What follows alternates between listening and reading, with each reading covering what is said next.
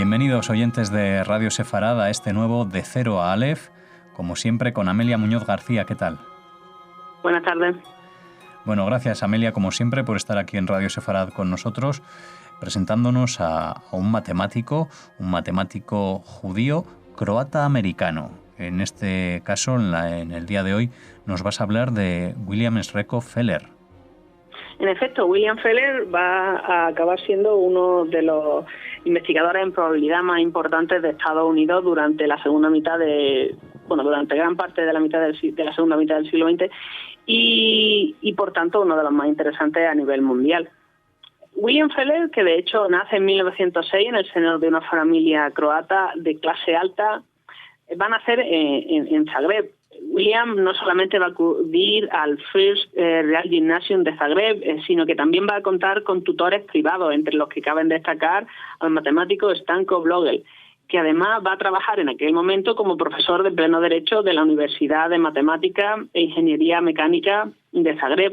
Así que ya se puede ver que William iba apuntando a manera de joven.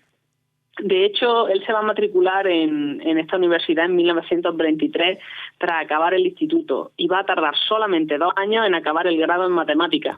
Y enseguida se va a ir a Göttingen a cursar el doctorado a las órdenes de Richard Courant. De hecho, él va a entregar su tesis en 1926 y con tan solo 20 años trata sobre curvas trascendentes algebraicamente rectificables, es decir, curvas definidas por funciones que no son polinómicas, pero que son aproximables por polinomio, entonces es más fácil trabajar con ellas. Es curioso que eligiese este tema, ya que el grueso de su trabajo no iba a ir sobre geometría, sino sobre probabilidad, a pesar de que bastantes años después vuelve a retomar un poco en lo que había estado trabajando. Bien, tras entregar su tesis, comienza a estudiar y a trabajar como asistente de Courant. Le conceden el doctorado en 1927 y en 1928 lo contratan como jefe de departamento del Laboratorio de Matemáticas de la Universidad de Kiel. Bien, en Kiel no solamente va a adquirir el título de docente privado tras presentar otra tesis sobre resolución de ecuaciones en derivadas parciales lineales de segundo orden de tipo elíptico, sino que además va a entrar en contacto con las teorías vigentes en relación con los fundamentos de la probabilidad. Recordemos que entre 1928 y 1930 aún estamos en plena revolución de las matemáticas y todo el mundo, entre comillas, está trabajando en formalización. Bien, pues Feller comienza a colaborar con Erhard Tornier, que fue quien le pica con la probabilidad, y en un desarrollo de los acontecimientos que no va a ser tan infrecuente como podría parecer, Tornier resultó ser un nazi convencido y le falta tiempo para comenzar a denunciar a sus colegas, no bien Hitler hubo llegado al poder en 1933. Y Feller, por supuesto, va a ser uno de ellos. De hecho, si Feller se hubiera quedado en Göttingen, probablemente sus colegas hubieran podido protegerlo y apoyarlo. Pero Kiel estaba bajo la influencia directa de Berlín, de las políticas de Berlín, y por tanto Feller perdió su trabajo. Quizá fue para bien porque tardó muy poco en conseguir un puesto nuevo en Copenhague para el curso 1933-34, donde iba a estar trabajando Neugebauer y este le va a pedir que colabore con su revista Centralblatt de críticas y comentarios sobre artículos matemáticos. Poco después, en 1934, Feller se muda a Estocolmo para unirse al grupo de investigación de probabilidad en el Instituto de Matemáticas Actuariales y Estadísticas. Allí va a pasar 5 años muy fructíferos, entre los que va a dejar clara su maestría en probabilidad. Y a mí me gustaría destacar 2 artículos que publica durante esta época. Bueno, pues el artículo de 1935, en el que plantea las condiciones necesarias y suficientes para que se cumpla el teorema central del límite, que es uno de estos teoremas básicos en estadística y estudia el comportamiento de la suma de variables aleatorias cuando crece el número de sumandos, asegurando su convergencia a la distribución normal en condiciones generales. No solamente va a ser aplicable en muchas situaciones de la vida diaria y la ingeniería, sino que además sirve para aproximar muchas distribuciones de uso frecuente en matemáticas. Así que averiguar cuándo se puede aplicar este teorema es fundamental. Uh-huh. Y luego también nos encontramos su artículo de 1936 que extiende varios resultados de Kolmogorov, con lo que se fundamenta la teoría de las cadenas de Markov, que van a ser procesos estocásticos, es decir, magnitudes aleatorias que varían con el tiempo, que no tienen memoria. En este caso en concreto me refiero a que, conocido el presente, el futuro no va a depender del pasado, solamente de lo que acaba de suceder en el suceso anterior. Por ejemplo, el tiempo atmosférico. Nosotros sabemos que si un día es nublado se puede establecer la probabilidad de que al día siguiente también lo sea. Y si es soleado también se puede establecer esa probabilidad. Pero solamente va a depender del día anterior, no va a depender del tiempo atmosférico que hubo hace 10 años en el mismo sitio. Tiempo Feller va a revolucionar los procesos y las cadenas de Markov a lo largo de toda su carrera. Llega en 1939 y entre las tensiones políticas que había en Europa y la falta de puestos de trabajo estables, Feller no va a conseguir renovar su contrato y decide aceptar un puesto en la Universidad de Brown, en Rhode Island, Estados Unidos, como profesor asociado. Así que Feller y su mujer, Clara Nielsen, con quien se había casado en 1938, se trasladan a Estados Unidos con carácter permanente. De hecho, Feller se naturaliza en 1944. En Brown vuelve a encontrarse con Neugebauer, a quien la Sociedad de Matemática Americana le había encomendado la tarea de crear una revista de crítica similar a la que había estado dirigiendo hasta ese momento. Para ello, Neugebauer visita e invita a Feller a formar parte del equipo en 1939.